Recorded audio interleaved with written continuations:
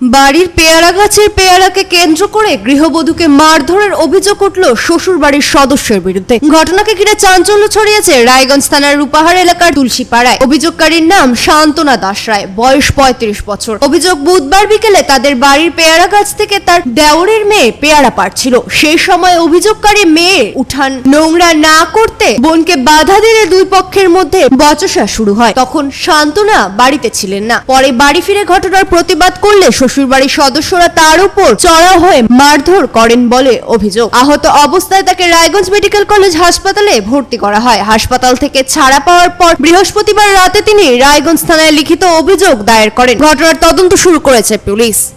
সব মেয়ের জীবনেই বিয়ে খুব স্পেশাল, সেই কারণে সব মায়েরাই চান বিয়েতে মেয়েকে সুন্দর করে সাজাতে। বিয়েতে শাখা, সিঁদুর, আলতার সঙ্গে আমার পছন্দ বিধাননগর মোড়ের পুরাতন সোনার দোকান দি ঢাকা জুয়েলার্সের সোনার গয়না। দি ঢাকা জুয়েলার্স, বিধাননগর মোড়, মোহনবাটি, রায়গঞ্জ।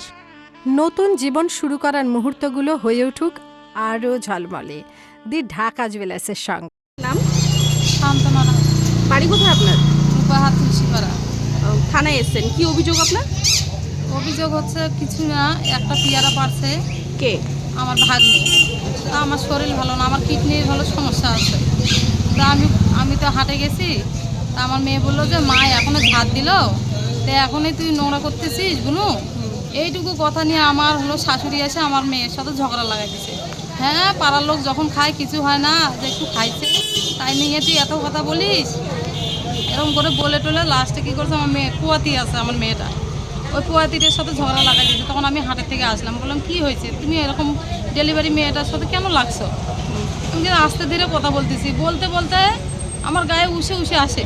কে? আমার শাশুড়ি উষে আসে। তখন আমার বাড়িওয়ালা বললো কি, যে আমার স্বামী বললো যে হচ্ছে ওই অসুস্থ মানুষ আর তুই ওর গায়ে আসতেছিস, যা এখান থেকে। ওই কথা বলতে বলতে মুখের ভাষা করে ওর গালে দুটো চড় লাগালো। তখন ও বললো কি, তুই মা দেখে না তোকে ছাড়ে দিলাম, যা এখান থেকে বাড়ি যা। তখন ছিটকায় বাড়ি দিছে। আর আমার শ্বশুর ভিতর থেকে একটা বাঁশ নিয়ে এসে মারলো বাড়ি ওর বেটাকে, আর ওই বাঁশটা মাথায় না নাগে লাগলো হাতে। সে বাড়ি খায়ে তখন কি ওখানে দাঁড়ায় থাকো, ও যে ওর বাবাকে ধরছে। ওর বাবা কি করছে, ওকে ধরছে 4 জন, প্রসেনজিৎ, রেখা আর হচ্ছে আমার শাশুড়ি। আর আমাকে। আপনার শ্বশুরের নাম কি আর শাশুড়ির নাম কি? শাশুড়ির নাম হলো বাসন্তী রায়।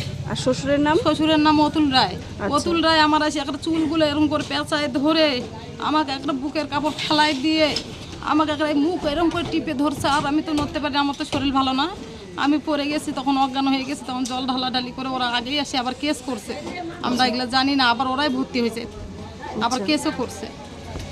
আমরা তো ওই যে কালকে ভর্তি হয়েছিলাম, আজকে রিপোর্ট নিয়ে আমি আসলাম থানায় কেস করতে। মারধর করলো কার কার নামে অভিযোগ করলেন? অভিযোগ করলাম আমার অতুল রায়, বাসন্তী রায়, প্রসেনজিৎ রায় আর হচ্ছে রেখা রায়। ওদের সাথে কি আগের থেকে গন্ডগোল ছিল? আগের থেকে না, কোনো সময় না। ওরা মদ খায় আমাদের বাড়ি অত্যাচার করে খুব, মাঝে সাঝে মদ খায় আর আমাদের বাড়িতে অশান্তি করে। আপনাদের বাড়ি আর ওনার বাড়ি আলাদা আলাদা? হ্যাঁ, একই বাড়ির মধ্যে পার্টিশন দেওয়া আছে। তারপরেও এরকম অত্যাচার? হ্যাঁ, কালকে ভালো মাইন্ডে অশান্তি, কালকে কোনো কিচ্ছু নয়, পেয়ারা খাওয়া নিয়ে ভালো মাইন্ডে যায়। আমার দেওর গাড়ি বুকের মধ্যে তুলে দিতে ধরছিল। আপনার মেয়ে কত মাসের অন্তঃসত্ত্বা? 7 মাস। 7 মাস। হ্যাঁ। কি নাম? পল্লবী রায়। পল্লবী রায়। হ্যাঁ। ওকেও মারধর করেছে? হ্যাঁ, ওকে ধরছিল, জ্বর এসে গেছে ওরও। কি চাইছেন এখন? আমরা কেস করবো এখন।